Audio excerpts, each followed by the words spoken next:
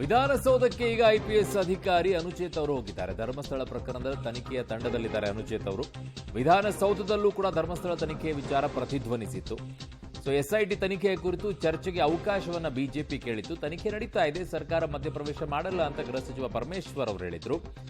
ಈ ಬೆನ್ನಲ್ಲೇ ಕುತೂಹಲ ಹೆಚ್ಚಿಸಿರೋದು ಅನುಚೇತ್ ಅವರು ವಿಧಾನಸೌಧಕ್ಕೆ ಭೇಟಿಯನ್ನ ಕೊಟ್ಟಿರೋದು. ಪರಮೇಶ್ವರ್ ಅವರನ್ನ ಭೇಟಿ ಮಾಡಿ ತನಿಖೆ ಮಾಹಿತಿಯನ್ನ ನೀಡೋದಕ್ಕೇನೆ ಅನುಚೇತ್ ಅವರು ಬಂದಿದ್ದಾರೆ ಅನ್ನುವಂತಹ ಮಾಹಿತಿ ಈಗ ಲಭ್ಯವಾಗ್ತಾ ಇದೆ. ಆ ದೃಶ್ಯವನ್ನು ನೋಡ್ತಾ ಇದ್ದೀರಾ.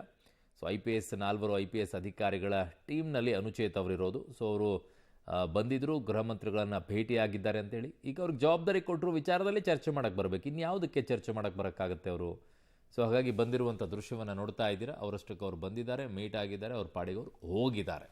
ಹಾಗಾಗಿ ಈ ನಿಟ್ಟಿನಲ್ಲಿ ಈಗ ಆಗಬೇಕಾಗಿರುವಂತಹ ಬೆಳವಣಿಗೆ BJPಯವರು ಕೇಳೋ ರೀತಿಯಲ್ಲಿ ಮಧ್ಯಪ್ರವೇಶ ಸರ್ಕಾರ ಮಾಡಲ್ಲ ಅನ್ನತ್ತೆ, ಜೊತೆಗೆ ಮಧ್ಯಂತರ ವರದಿಯನ್ನಾದರೂ ಏನಾದರೂ ಕೊಡುತ್ತಾ ಅನ್ನುವಂಥ ಕುತೂಹಲ ಎಲ್ಲರನ್ನ ಕೂಡ ಕೆರಳಿಸಿದೆ. ಕಾರಣ BJP ಕೇಳ್ತಾ ಇದೆ ವಿರೋಧ ಪಕ್ಷವಾಗಿ, ಬಟ್ ಸರ್ಕಾರ ನಾವು ಅದ್ಯಾವುದು ಕೂಡ ಇಲ್ಲ ಈಗ ಸದ್ಯಕ್ಕೆ, ಅದು ಟೀಮ್ ತನಿಖೆಯನ್ನು ಮಾಡ್ತಾ ಇದೆ ಅಂತ ಹೇಳಿ ಅಲ್ಲಿಗೆ ಮುಗಿಸಿದ್ದಾರೆ. ಬಟ್ ಇವತ್ತು ಅನುಚೇತ್ ಅವರು ಬಂದಿರುವಂಥದ್ದು ಬಹಳ ಕುತೂಹಲ ಕೆರಳಿಸಿರುವುದು. ಗೃಹ ಸಚಿವರನ್ನು ಭೇಟಿ ಮಾಡಿದ್ದು ಕೂಡ ಬಹಳ ಕುತೂಹಲವನ್ನು ಕೆರಳಿಸಿರೋದು.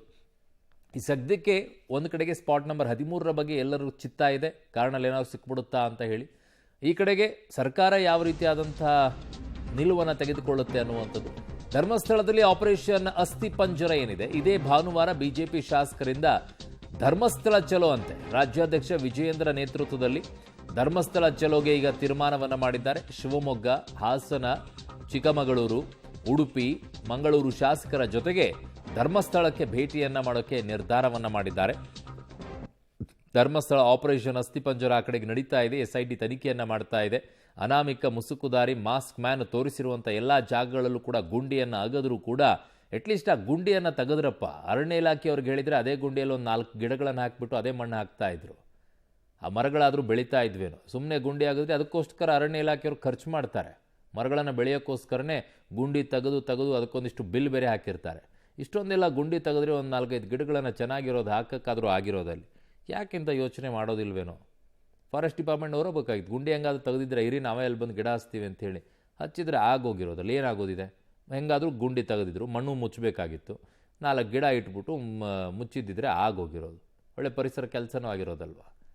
ಖರ್ಚು ಯಾವುದೊಂದರಲ್ಲಿ ಮ್ಯಾಚ್ ಆಗಿರೋದು ಫಾರೆಸ್ಟ್ ಡಿಪಾರ್ಟ್ಮೆಂಟ್ನವ್ರದ್ದು. ಹೋಗ್ಲಿ ಬಿಡಿ, ಏನು ಮಾಡೋಕ್ಕಾಗುತ್ತೆ. ಈಗ ಅಟ್ಲೀಸ್ಟ್ ಇಲ್ಲಿ ಗುಂಡಿ ತೋಡ್ತಾ ಇದ್ರೆ ಅಲ್ಲಾದರೂ ಹಾಕಕ್ಕೆ ನೋಡಿ ಒಂದಿಷ್ಟು ಗಿಡಗಳನ್ನು. ಯಾಕಂದರೆ ಅನಾಮಿಕ ತೋರಿಸಿರೋ ಜಾಗ ಎಲ್ಲ ಗುಂಡಿ ತೆಗೆದ್ರೆ ಒಂದು 30 ಗುಂಡಿ ತೆಗೆದಿದ್ದೀರಪ್ಪ ಇಲ್ಲಿವರೆಗೂ. ಒಂದು 30 ಗಿಡ ಅಲ್ಲ, ದೊಡ್ಡ ದೊಡ್ಡ ಜಾಗನೇ ತೆಗೆದಿದ್ದೀರಾ. ಒಂದು 60 ಗಿಡ ಆದರೂ ಹಾಕ್ಬೋದಾಗಿತ್ತಾ? ಈ ಪರಿಸರವಾದಿಗಳು ಬೇರೆ ಬೇರೆ ಕಡೆಗೆಲ್ಲ ಕೇಳ್ತಿರಪ್ಪ, ಇಂಥ ಜಾಗಗಳಲ್ಲಿ ಕೇಳಬೇಕಾಗಿತ್ತು. ಓಕೆ, ಇರಲಿ. ಈಗ BJPಯವರೇನೋ ಹೋರಾಟ ಮಾಡ್ತಾರಂತೆ, ಧರ್ಮಸ್ಥಳ ಚಲೋ ಮಾಡ್ತಾರಂತೆ, ಅವರು ಮಾಡಲಿ.